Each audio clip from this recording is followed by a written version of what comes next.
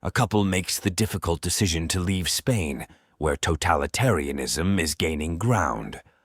The couple plan to go to Ireland in the hope that there is still some freedom left there. In order to realize their plan, they pay money to smugglers who are to transport them across the ocean in metal cargo containers. However, when the heroes arrive at the shipyard, an armed squad arrives there. As a result, Niko is forced to stay, and Miya manages to get on the ship. So a woman, in addition and expecting a child, finds herself in a difficult situation.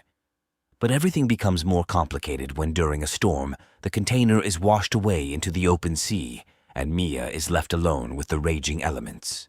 There is a hole in the container, and through it Miya sees a neighboring container full of people drowning. She hears inhuman screams of death, and the container goes underwater. But her container is almost empty, so she's still afloat. The problem is that the container is locked and there's no way out. There is only one iron can of food and 2 bottles of water in the container.